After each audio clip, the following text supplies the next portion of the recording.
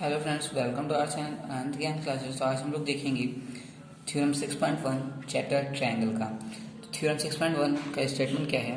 If a line drawn parallel to one side of triangle to intersect the other two side in distinct point, the other two side are in the same ratio. अब इस statement के through हम लोग को एक figure draw कर लेते हैं। तो हम लोग एक यहाँ पे एक ट्रायंगल लेंगे, ट्रायंगल ड्रॉ कर लेते हैं यहाँ पे एक। तो इसमें क्या क्या रहा है कि एक साइड के पैरेलल कोई एक लाइन है। यहाँ पे हम लोगों ने एक लाइन पैरेलल कर ड्रॉ कर लिया। इसको हम लोग पॉइंट वाइज डिनोट कर देते हैं, A B C D and E. ठीक, और इसके बाद क्या कह रहा है, हम लोगों ने गिवन के बेसिस पे हम लोगों ने यहाँ पे ये कर दिया फिगर ड्रॉ। अब इसके बाद हम लोग को पूछ क्या रहा है, the other two side are divided in the same ratio. हम लोग को ये प्रूव करना है। ठीक, तो यहाँ पे हम लोग यहाँ पे लिखेंगे गिवन। गिवन हम लोग को गिवन है कि डी ई जो है वो पैरेलल है बी सी के। टू प्रूव हम लोग को प्रूफ क्या करना है कि A D by D B is equal to A E by E C. ये हम लोग को प्रूव करना है। तो हम लोग को यहाँ पे कुछ कंस्ट्रक्शन करना पड़ेगा। तो कंस्ट्रक्शन देख लेते हैं क्या करना है।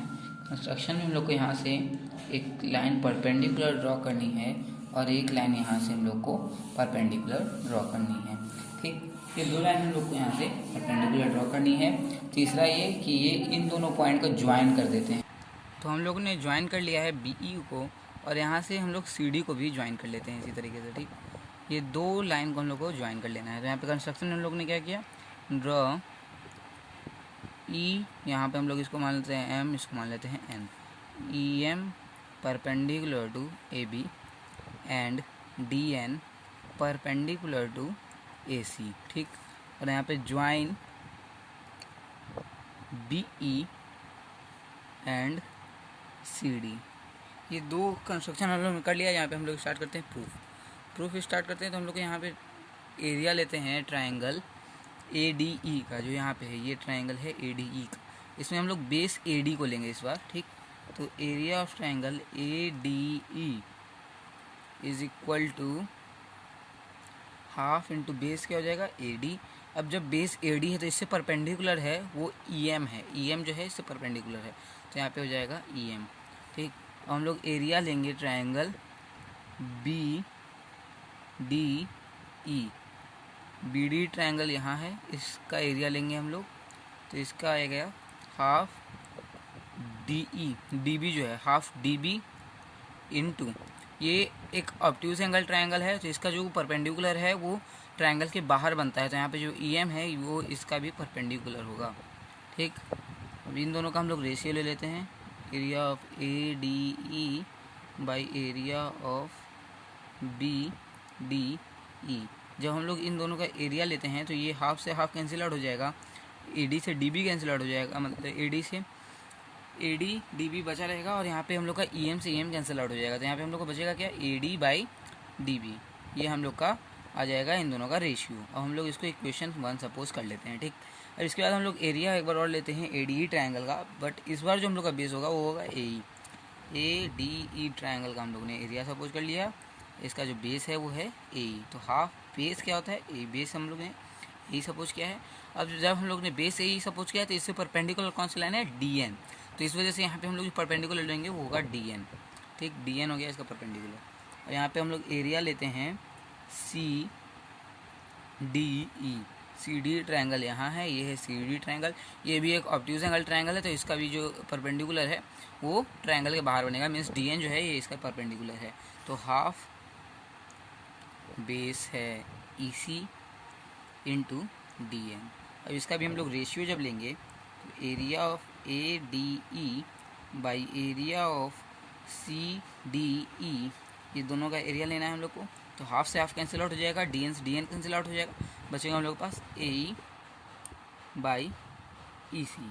ये हम लोग के पास बच जाएगा। ठीक, इसको हम लोगों ने इक्वेशन 2 सपोज कर लिया। ठीक, अब यहाँ पे हम लोग एरिया देखते हैं।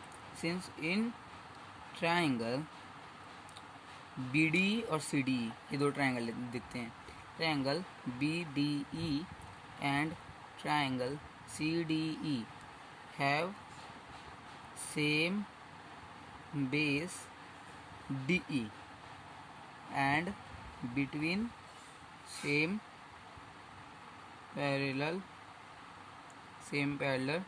DE and BC। हम लोगों ने 9th में एक थ्योरम पढ़ा था कि अगर दो ट्रायंगल का बेस अगर सेम हो और वो दो पैरेलल के बीच में लाई करें, मीन्स यहाँ पे DE पैरेलल टू BC यहाँ पे गिवन था और DE जो है इन दोनों ट्रायंगल का सेम बेस है, मीन्स इसका एरिया जो होगा वो आपस में इक्वल हो जाएगा। This implies that area of triangle BDE is equal to area of triangle CDE। ये हो जाएगा इक्वल आपस में।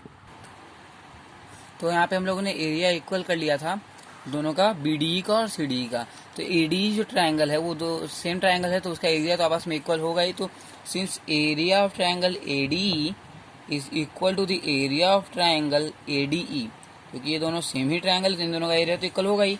And area of triangle BDE is equal to area of triangle CDE। ये हम लोगों ने प्रूव किया है, तो यहाँ पे लिखेंगे जस्ट प्रूव्ड।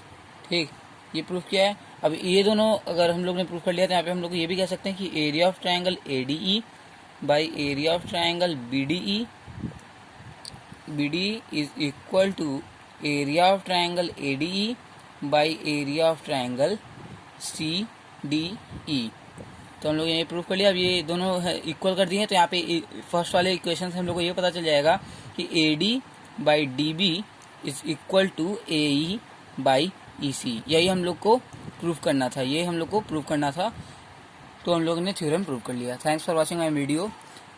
अगर आपको ये प्रूफ अच्छा लगा तो हमारे चैनल को सब्सक्राइब करिए ताकि आगे की थ्योरम को भी आपको प्रूफ मिल सके।